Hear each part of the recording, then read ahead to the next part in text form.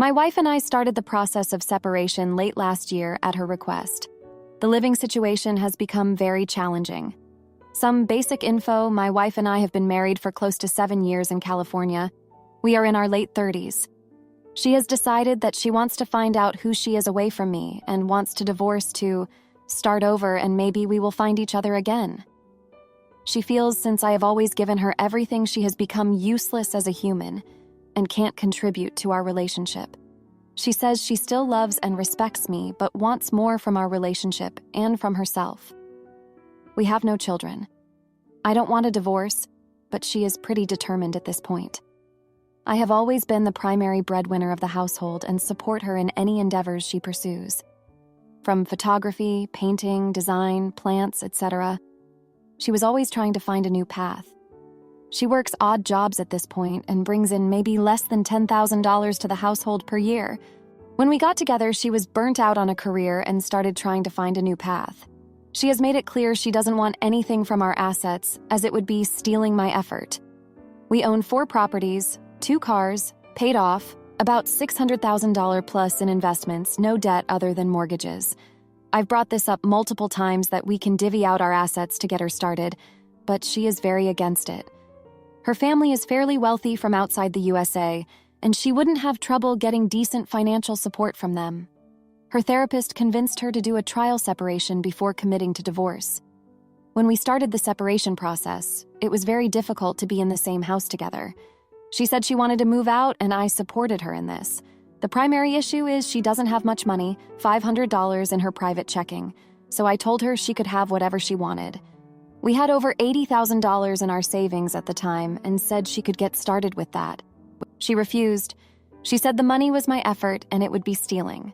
Despite my efforts of telling her it's our money and not my money, she continued to decline. I said that I could loan her the money, but she refused and said I was manipulating her to take money and would have more control over her. She said she wanted to save up and move out. My heart was breaking every day staying in the house. While not working, I would just lay in bed and cry. I decided to stay with family in Indiana for a while. She was upset by this, as she said she was the one that was supposed to leave the house. I told her she wasn't making progress quick enough to move out, and I needed to leave because I was really sad, depressed. While I was visiting family, I made the decision to buy a very small condo close to my family. I figured I could live closer to family, and she could stay in the current house until she was ready to figure out what she wanted to do. I consulted her about me moving. At first, she was supportive of this, but was still upset that she would stay in the house and rely on me to pay the mortgage. I offered money again and told her to set all the terms, but was just met with hostility. She told me I was being controlling and manipulative. When I asked her to clarify how she viewed I was doing that, or I would express that was not my intention, she would get more upset. Things just remained static for some time. A couple weeks ago, I came back to our house to pack the remainder of my belongings. Our relationship seemed to be doing well, and even seemed like we might pull through this. Then she just broke down tonight. She said it's not fair that I have money and can move away, that I'm disrespectful towards her, that I can just throw money around and go have fun. I said I didn't view moving as fun, and starting in a new city where I have very few connection is going to be difficult for me. I told her I wasn't trying to be disrespectful and asked how I can support, or what are some options we can move forward with. She just kept coming back to how angry she is with me. I figured maybe she was just really upset and just needed to vent. So I just did my best to listen and empathize with her viewpoint. After her attacks started to get more personal mean, I asked her what my options are. She yelled at me, saying that she doesn't care about my options. It's her options she's concerned about, and she feels like she doesn't have any. So she is angry at me and calling me a jerk for moving while she feels stuck. After that portion of conversation, she told me she just wants to cry in peace and wishes she could go get a hotel for the night. I offered that I could leave to stay somewhere else for the night, or pay for her hotel. She started yelling at me that I'm a jerk, that I'm trying to steal her wish of staying at a hotel. She started saying some pretty mean things, and I didn't like how she was treating me, name-calling. So I told her I was going for a walk. She mockingly told me to go stay at a hotel and have fun. I walked to a diner to have a cup of coffee and read a book. She called me about an hour later asking where I was. I told her, and she responded, "So are you spending the night there? I'm going to bed." And then hung up. That was around 8:45 p.m. I walked back to the house and she went to bed when I got home. Am I doing something wrong by moving? I don't know what I'm supposed to do. Am I the idiot? Edit. Thanks for all the support and feedback so far. Just a note on mental health and therapy. My wife was recently diagnosed with bipolar 2. She is very skeptical of the diagnosis and refuses medication. I haven't done well in understanding this mental health issue. We started marriage therapy in November, but only lasted a few sessions. She said the therapist took my side too much. Managed to convince her to do individual therapy. She told me recently that she might not go anymore.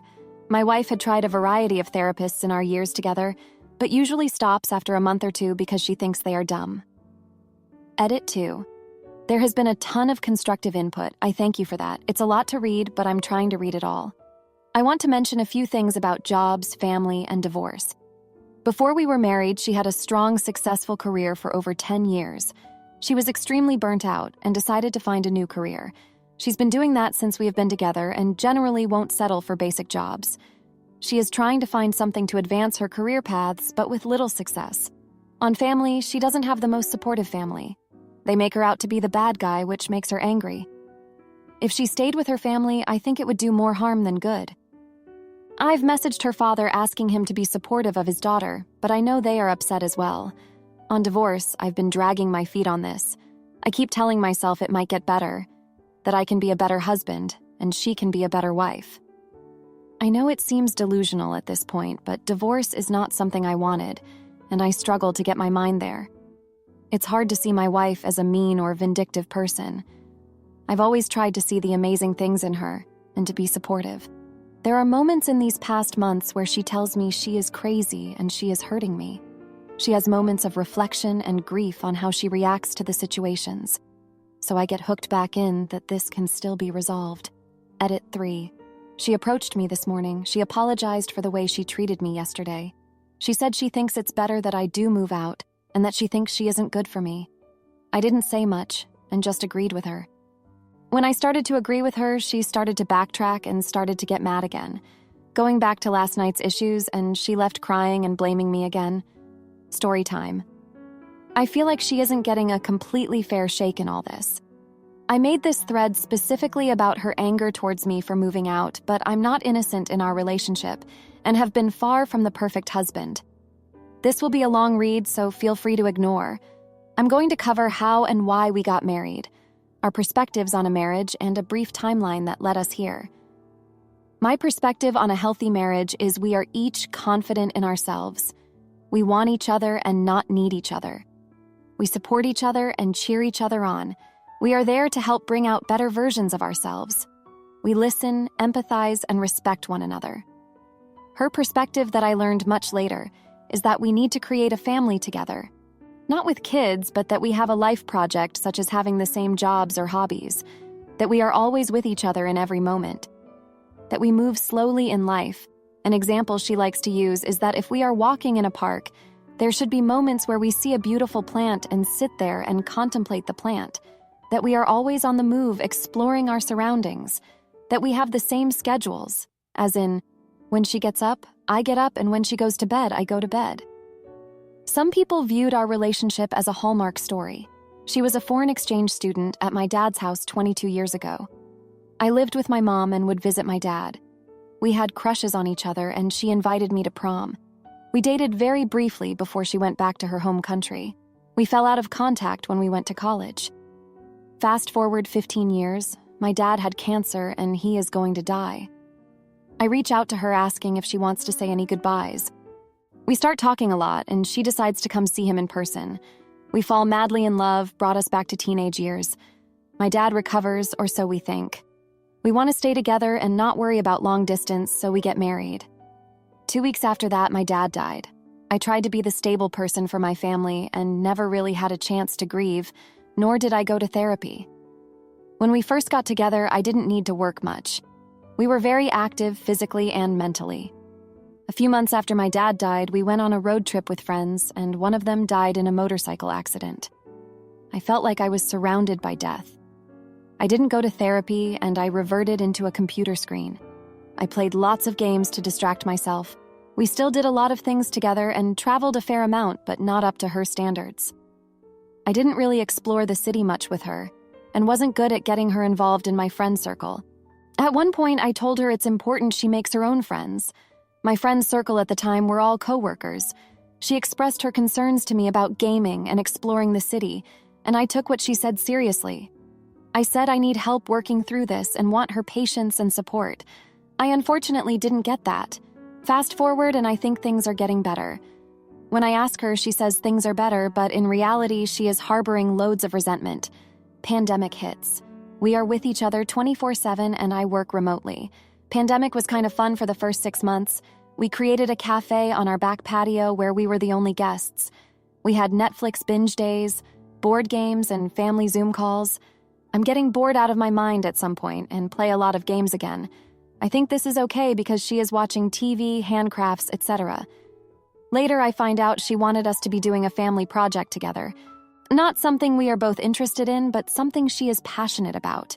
So in this case, breakfast was extremely important to her. So I made adjustments to get up earlier to start making breakfast with her. The theme here is if she is bothered by something, I do my best to adjust within reason. I'm far from perfect in this, and I do fail, but always try again. I'm a fairly introspective person and want to become a better human and husband. The main issue overall with this is that even when I adjust, she still holds resentment. Also, an important bit of information. My wife has some medical issues that knock her out of commission for about 5 to 7 days a month. Every time this has happened for the past 6 years, I take care of her. Physical necessities like food, medicine, massages, and emotional necessities like listening, comfort, support, lots of hugs. 4 years into our marriage, my 13-year-old dog is diagnosed with congestive heart failure. I've had my baby girl since she was 2 months old. I spend a lot of time taking care of her and thousands on vet visits. I start not going on trips, not going out for some activities, and generally staying home a lot. Going to dinner or under 3-hour events were fine, but I generally didn't leave my dog alone for long.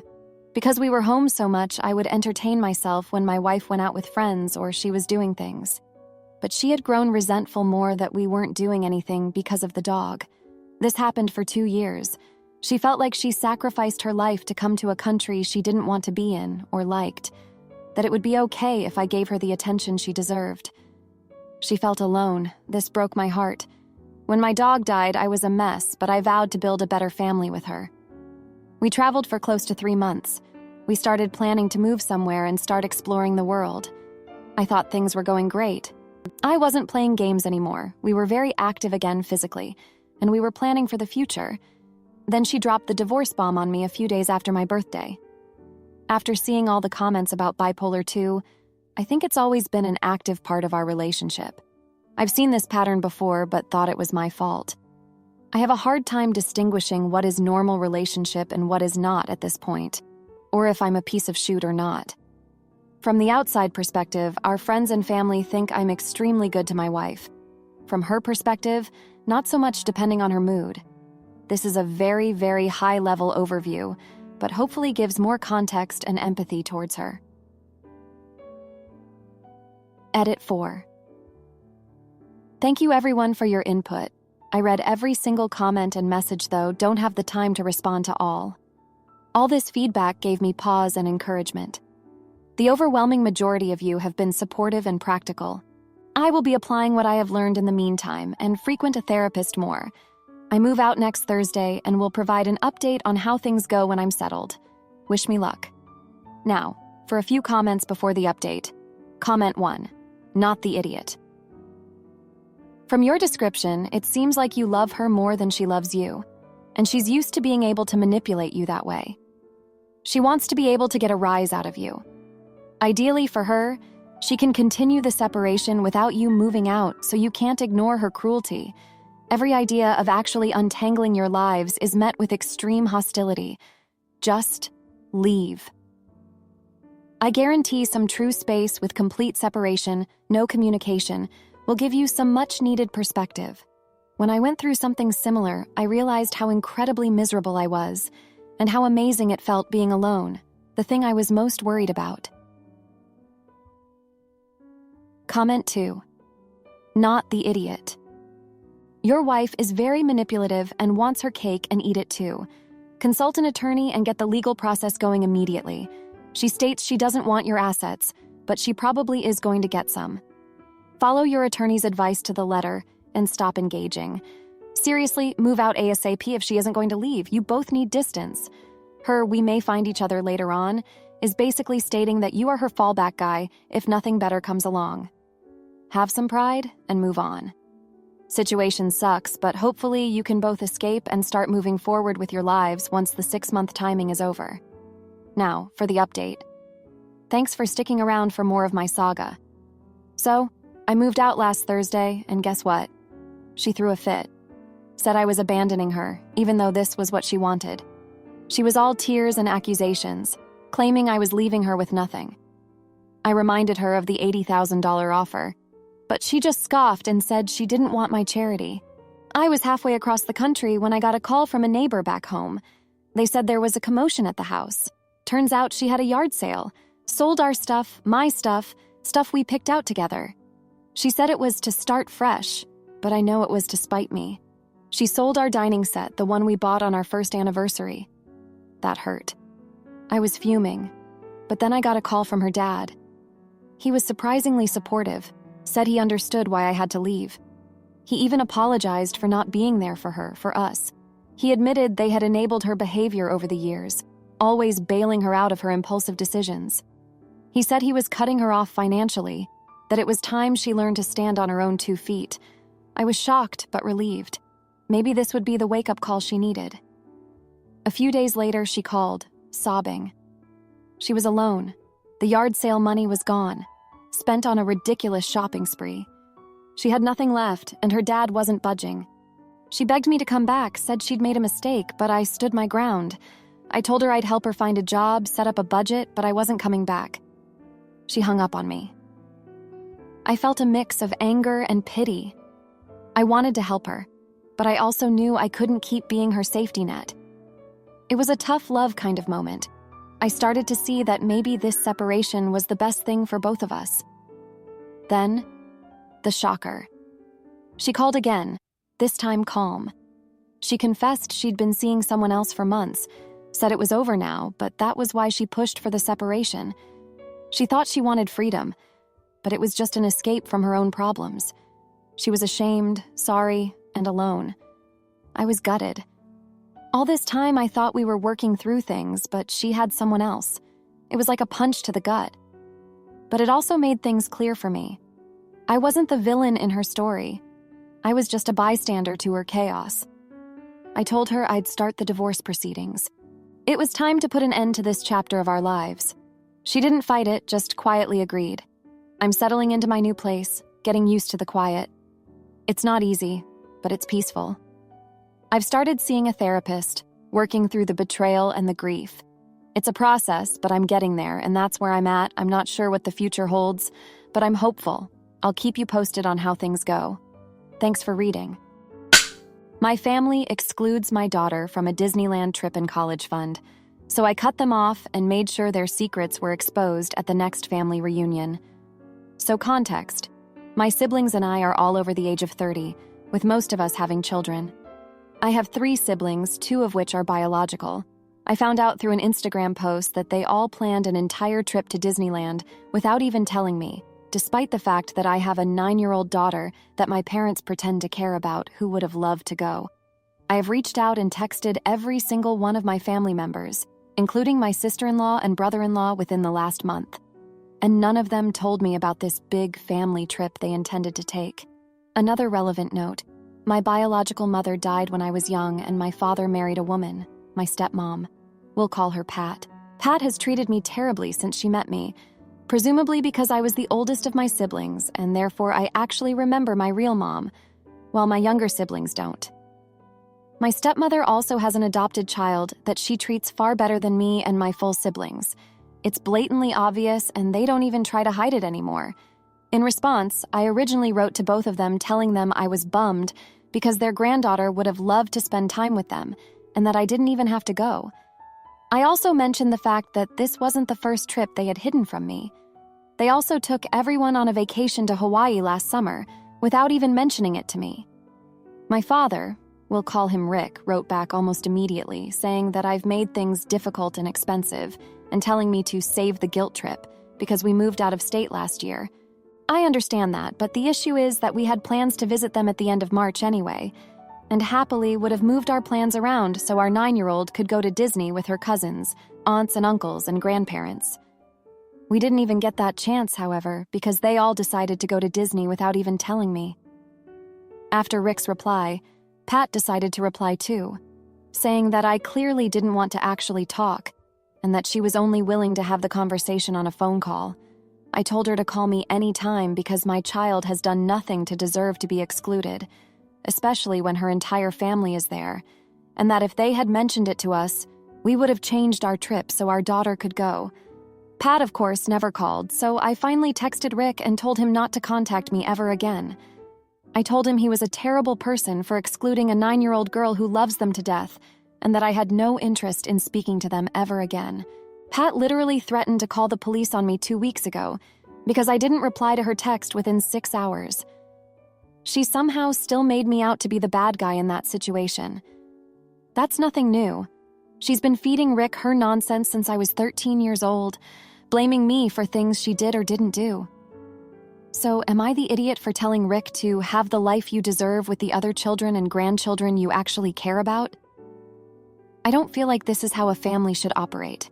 Seeing the picture of everyone I love, including my niece and nephew, on a family trip I wasn't even told about, was devastating and so hurtful.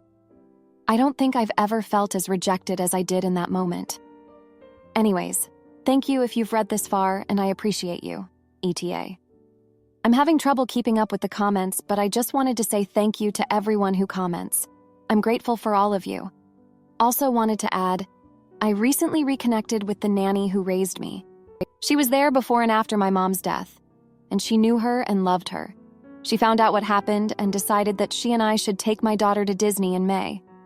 So although I've had to go no contact with my family over this, I'm also lucky to have caring people that want to include my daughter in their lives. I call her Mom, and my kids call her Gigi, and we appreciate her so much.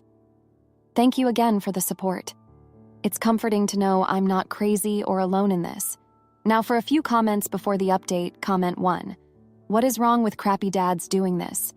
My dad's entire family went to Disney over the week of my 18th birthday and didn't invite me, and I lived with my dad at the time. When I asked why I didn't get invited, he said he thought I wouldn't want to go. I had never been to Disney before, so I moved out while they were gone. This was not the only time I had been excluded either. You're not the idiot here, and I'm sorry this happened to you. It's a different kind of pain when it's your parent who's supposed to be there no matter what, and you and your daughter deserve better. Comment 2. I am sorry for your situation. It sucks, and no, you aren't the only one like that out there. What I found is that the moment you cut family like that out of your life, the happier you will be in the long run. I know people will try to guilt trip you, but hold your ground, keep to your boundaries. Don't let the family which you came from hurt the family which you made. Now for the update, thank you for sticking with me here. So, after I cut off contact with Rick and Pat, things got even messier. My brother, let's just say he's the one who's always trying to keep the peace, called me up. He said he wanted to talk about everything that's been going on. I agreed, thinking maybe he finally saw how unfair this all was. We met up at a coffee shop, and he started off by saying he understood why I was upset. But then he hit me with the news.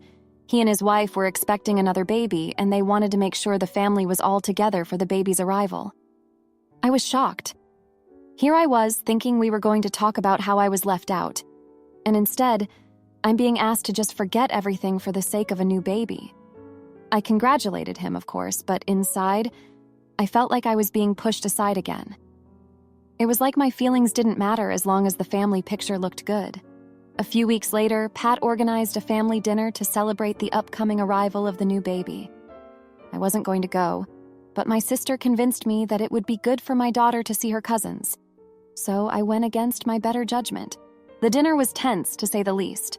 Pat was acting like the perfect host, and Rick was doting on my brother's wife. It was all so fake. Then, in the middle of dinner, Pat announced that they had set up a college fund for the new baby and were planning to do the same for all the grandkids. All except my daughter, apparently. When I asked about it, Pat said something about financial planning and future considerations. It was clear they had no intention of treating my daughter the same as the others. I was fuming, but I kept it together for my daughter's sake. The next day, my sister-in-law, the one married to my other brother, called me. She said she felt terrible about what happened at the dinner and that she wanted to help set up a fund for my daughter. I was touched, but also a little skeptical. Why now? It turned out she had been feeling guilty about the whole Disneyland trip and wanted to make amends. I accepted her help, but it didn't change the fact that my own parents couldn't care less. Just when I thought things couldn't get any worse, my sister dropped a news of her own. She had been seeing someone, my ex, the same ex who cheated on me years ago. She said it just happened and that they were in love. I couldn't believe it. My sister, who I trusted more than anyone, was now with the person who broke my heart. It felt like a betrayal on the deepest level. I was angry, hurt, and confused. I wanted to scream at her, at all of them, but what would that achieve? Instead, I just walked away. I told her I needed time to process this, and that I didn't know if I could ever forgive her. So here I am, feeling like an outsider in my own family.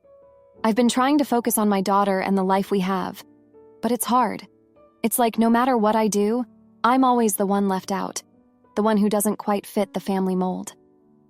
And the worst part? I keep hoping things will change, that they'll see how they've hurt me and make it right. But deep down, I know that's not going to happen. Anyway, thanks for listening. It helps to get it all out, even if nothing changes. My brother's fiancé hates our traditions and tries to ban our mother from wearing white at the wedding, so I help him elope and watch their relationship implode. So, I, 26-year-old female, have a brother who is 29 years old, and he is dating a girl who is also 29 years old. Let's call her Ash. So my brother and I were raised in a very traditional Indian family. Our parents religiously followed old traditions, some of which I wouldn't ever follow myself. That said, they never really expected us to follow any of them if we didn't want to. So during the pandemic, I lost my dad. It was a very hard time for all of us, especially my mom. To honor his memory, my mom decided to only wear white saris, something widows were expected to do in the 20th century. It is very extreme. I see that, but honestly, it gives her peace, and I try my best to support that. So recently, my brother proposed to his girlfriend, and they have been planning to get married in April. Now Ash is Christian and plans to have a Christian wedding, and we were pretty excited to experience a new style of wedding. But it went south when Ash expressed her concern for my mom's sari.